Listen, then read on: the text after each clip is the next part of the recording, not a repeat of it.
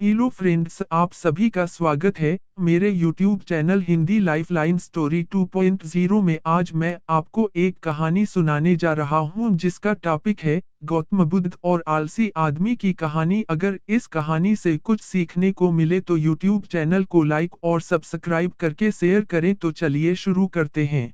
गौतम बुद्ध अपने ध्यान में बैठे थे कि वहां पर एक आदमी आया। ये आदमी अपने आलसीपने से बहुत ज्यादा परेशान था।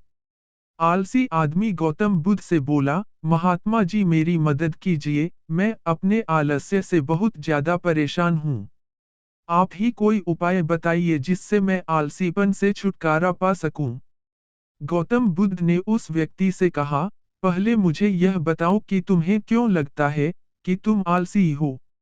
आलसी आदमी बोला, सिर्फ मुझे नहीं, मेरे परिवार वालों को और मेरे आसपास के सभी लोगों को ऐसा लगता है कि मैं आलसी हूँ। गौतम बुद्ध ने फिर उससे पूछा, क्या तुम जानते हो आलस्य होता क्या है? आलसी व्यक्ति बोला, नहीं मैं नहीं जानता, किंतु मैं इतना जरूर जानता हूँ कि आलस्य बहुत बुरी चीज है। इसकी वजह से मुझे बहुत नुकसान हुआ है जीवन में। गौतम बुद्ध बोले, जिस परेशानी से तुम छुटकारा पाना चाहते हो पहले उसके बारे में पूरी जानकारी ले लोगे तो उससे छुटकारा पाना आसान हो जाएगा। आलसी व्यक्ति बोला, भगवान इतनी बुद्धि तो मुझ में नहीं है, आप ही मुझे इस समस्या के बारे में जानकारी दीजिए। गौतम बुद्ध बोले, आलस्य एक मानसिक अवस्था है, एक विचार है, जिसे जाने अनजाने में हम खुद ही जन्म देते हैं। आलस्य दो मूलभूत कारणों की वजह से ही जन्म लेता है। एक है शारीरिक और दूसरा मानसिक।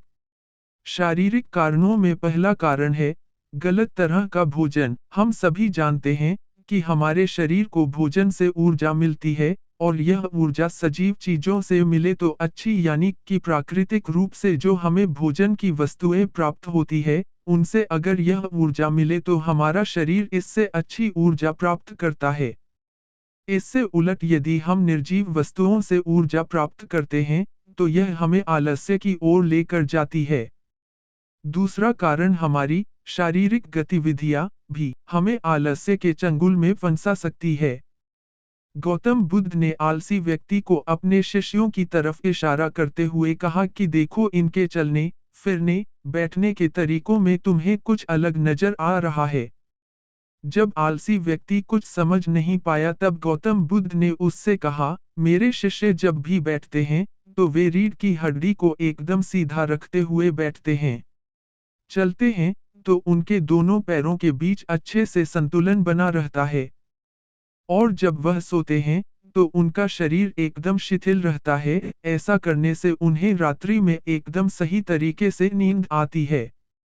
आलसी व्यक्ति बोला, लेकिन नींद तो आलस्य का की एक स्वरूप है। बुद्ध बोले, हाँ, अगर उसे ज्यादा मात्रा में लिया जाए तो। बुद्ध ने इस बात को आगे बढ़ाते हुए कहा, नींद कम मात्रा में लोगे तो तुम्हें अगले दिन थकान महसूस होगी और ऐसा करने से ज्यादा आलस्य शरीर में आएगा। नींद ज्यादा लोगे तब भी यही परिणाम होगा, इसीलिए नींद को ना ज्यादा ना कम, एकदम सही मात्रा में लेना अति आवश्यक है। आलसी व्यक्ति बोला, हाँ, यह तो मैंने भी अनुभव किया है। बुद्ध बोले, अब मानसिक कारणों के बारे में जान लो।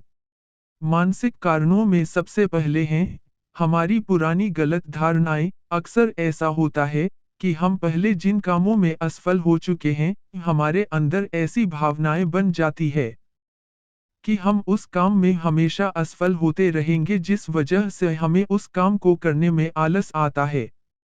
ऐसी धारणाओं से छुटकारा पाने का एकमात्र उपाय यह है कि हमें अपने मन को यह समझाना चाहिए कि पिछली बार हम जब उस काम में असफल हुए थे तो हम उसके बारे में जितना जानते थे, अब हम उस काम के बारे में उससे ज्यादा जानते हैं, क्योंकि असफल होने के बाद हम उससे काफी कुछ सीखे भी है।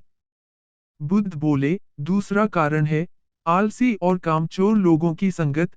कई बार ऐसा होता है कि हम आलसी नहीं होते, मगर जिनके साथ हम रहते हैं, हम उन जैसे बनने लगते हैं। इससे छुटकारा पाने का उपाय बहुत सरल है, कामचोर और आलसी व्यक्तियों से दूर रहो।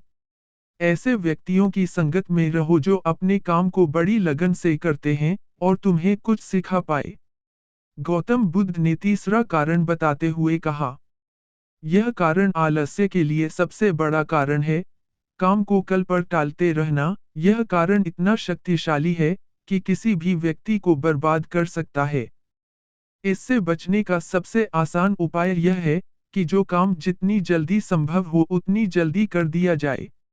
गौतम बुद्ध ने आलसी व्यक्ति से एक सवाल पूछा, मान लो तुम किसी रेगिस्तान में फंस गए हो और तुम्हें प्यास लगी है, तो तुम क्या करोगे? आलसी व्यक्ति बोला, मैं जल्दी ही रेगिस्तान की तलाश करूंगा जहां पर मुझे पानी मिल सके। गौतम बुद्ध बोले, अगर तुम्हें काफी देर ढूंढने पर भी पानी ना मिले तब तुम क्या करोगे? आलसी व्यक्ति बोला, मैं तब भी अपनी तलाश जारी रखूंगा क्योंकि ऐसी परिस्थिति में मेरे पास कोई और दूसरा विकल्प तो होगा ही नहीं। गौतम बुद्ध बोले, बिल्कुल सही और यही है मानसिक स्तर पर आलस्य का चौथा कारण, किसी भी निश्चित लक्ष्य का न होना, यह भी आलस की ओर लेकर जाता है। अब सुनो पांचवें कारण के बारे में। गौतम बुद्ध बोले, सोचो कि तुम्हारे पास काफी सारे सोने के दागिने हैं जो तुम्हें एक जगह से दूसरी जगह लेकर जाना है। तुम चलते चलते थक जाते हो और किसी पेड़ के नीचे बैठ जाते हो और तभी तुम्हें दूर से तुम्हारी तरफ दौड़कर आ रहे डाकू दिखाई देते हैं। तो क्या तब भी तुम आलस करके वहीं बैठे रहोगे? या ऐसी परिस्थिति में तुम वहां से उठकर दौड़ने लगोगे? आलसी व्यक्ति बोला, जी मुझे वहां से दौड़ना ही पड़ेगा, नहीं तो मेरी जान और सोने के दागीने दोनों खतरे में पड़ जाएंगे। बुद्ध बोले, यानी कि तुम्हारे पास एक ठोस वजह होगी दौड़ने के लिए, यही है आलस्य का पांचवा कारण, किसी भी काम के लिए ठोस वजह का न होना। आलसी व्यक्ति महात्मा बुद्ध की बातों से संतुष्ट हुआ। वह बोला, महात्मा जी मैं अब आलस्य के बारे में सब कुछ जान चुका हूँ और अब मैं इन सभी कारणों पर काम करूंगा और अपने आलस्य को दूर भगा दूंगा। दोस्तों, आशा करता हूँ गौतम बुद्ध और आलसी व्यक्ति की कहानी आपको अच्छी लगी होगी और इसे पढ़ने के बाद अब आप कभी भी जीवन में आलस नहीं करेंगे। गौतम बुद्ध अपने ध्यान में बैठे थे कि वहां पर एक आदमी आया। ये आदमी अपने आलसीपने से बहुत ज्यादा परेशान था। आलसी आदमी गौतम बुद्ध से बोला, महात्मा जी मेरी मदद कीजिए, मैं अपने आलस्य से बहुत ज्यादा परेशान हूँ। आप ही कोई उपाय बताइए जिससे मैं आलसीपन से छुटकारा पा सकूं। गौतम बुद्ध ने उस व्यक्ति से कहा, पहले मुझे यह बताओ कि तुम्हें क्यों लगता है कि तुम आलसी हो? आलसी आदमी बोला, सिर्फ मुझे नहीं, मेरे परिवार वालों को और मेरे आसपास के सभी लोगों को ऐसा लगता है कि मैं आलसी हूँ। गौतम बुद्ध ने फिर उससे पूछा, क्या तुम जानते हो आलस्य होता क्या है?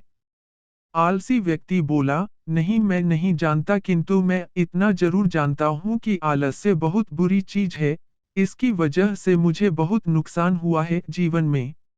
गौतम बुद्ध बोले, जिस परेशानी से तुम छुटकारा पाना चाहते हो पहले उसके बारे में पूरी जानकारी ले लोगे तो उससे छुटकारा पाना आसान हो जाएगा। आलसी व्यक्ति बोला, भगवान इतनी बुद्धि तो मुझ में नहीं है, आप ही मुझे इस समस्या के बारे में जानकारी दीजिए। गौतम बुद्ध बोले, आलस्य एक मानसिक अवस्था है, एक विचार है, जिसे जाने अनजाने में हम खुद ही जन्म देते हैं।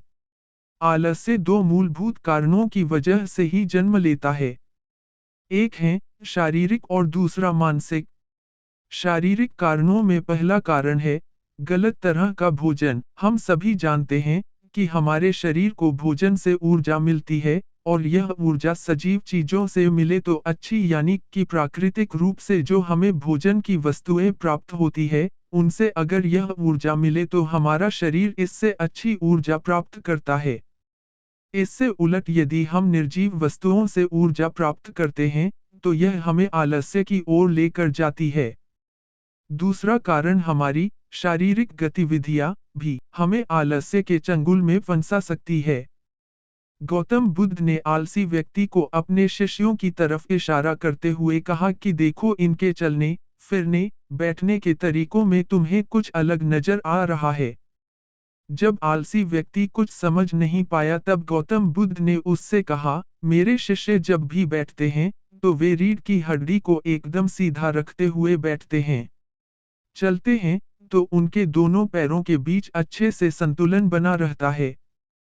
और जब वह सोते हैं, तो उनका शरीर एकदम शिथिल रहता है, ऐसा करने से उन्हें रात्रि में एकदम सही तरीके से नींद आती है। आलसी व्यक्ति बोला, लेकिन नींद तो आलस्य का की एक स्वरूप है। बुद्ध बोले, हाँ, अगर उसे ज्यादा मात्रा में लिया जाए तो। बुद्ध ने इस बात को आगे बढ़ाते हुए कहा, नींद कम मात्रा में लोगे तो तुम्हें अगले दिन थकान महसूस होगी और ऐसा करने से ज्यादा आलस्य शरीर में आएगा। नींद ज्यादा लोगे तब भी यही परिणाम होगा, इसीलिए नींद को ना ज्यादा ना कम एकदम सही मात्रा में लेना अति आवश्यक है। आलसी व्यक्ति बोला, हाँ, यह तो मैंने भी अनुभव किया है। बुद्ध बोले, अब मानसिक कारणों के बारे में जान लो। मानसिक कारणों में सबसे पहले हैं हमारी पुरानी गलत धारणाएं। अक्सर ऐसा होता है कि हम पहले जिन कामों में असफल हो चुके हैं, हमारे अंदर ऐसी भावनाएं बन जाती है कि हम उस काम में हमेशा असफल होते रहेंगे, जिस वजह से हमें उस काम को करने में आलस आता है। ऐसी धारणाओं से छुटकारा पाने का एकमात्र उपाय यह है कि हमें अपने मन को यह समझाना चाहिए कि पिछली बार हम जब उस काम में असफल हुए थे तो हम उसके बारे में जितना जानते थे, अब हम उस काम के बारे में उससे ज्यादा जानते हैं, क्योंकि असफल होने के बाद हम उससे काफी कुछ सीखे भी है। बुद्ध बोले, दूसरा कारण है आलसी और कामचोर लोगों की संगत। कई बार ऐसा होता है कि हम आलसी नहीं होते, मगर जिनके साथ हम रहते हैं, हम उन जैसे बनने लगते हैं। इससे छुटकारा पाने का उपाय बहुत सरल है, कामचोर और आलसी व्यक्तियों से दूर रहो। ऐसे व्यक्तियों की संगत में रहो जो अपने काम को बड़ी लगन से करते हैं और तुम्हें कुछ सिखा पाए।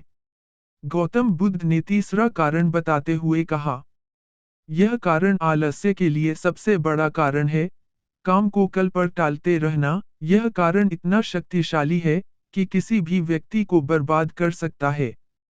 इससे बचने का सबसे आसान उपाय यह है कि जो काम जितनी जल्दी संभव हो उतनी जल्दी कर दिया जाए। गौतम बुद्ध ने आलसी व्यक्ति से एक सवाल पूछा, मान लो तुम किसी रेगिस्तान में फंस गए हो और तुम्हें प्यास लगी है, तो तुम क्या करोगे? आलसी व्यक्ति बोला, मैं जल्दी ही रेगिस्तान की तलाश करूंगा जहां पर मुझे पानी मिल सके। गौतम बुद्ध बोले, अगर तुम्हें काफी देर ढूंढने पर भी पानी ना मिले तब तुम क्या करोगे? आलसी व्यक्ति बोला, मैं तब भी अपनी तलाश जारी रखूंगा, क्योंकि ऐसी परिस्थिति में मेरे पास कोई और दूसरा विकल्प तो होगा ही नहीं। गौतम बुद्ध बोले, बिल्कुल सही, और यही है मानसिक स्तर पर आलस्य का चौथा कारण, किसी भी निश्चित लक्ष्य का न होना। यह भी आलस की ओर लेकर जाता है। अब सुनो पांचवें कारण के बारे में। गौतम बुद्ध बोले, सोचो कि तुम्हारे पास काफी सारे सोने के दागिने हैं जो तुम्हें एक जगह से दूसरी जगह लेकर जाना है।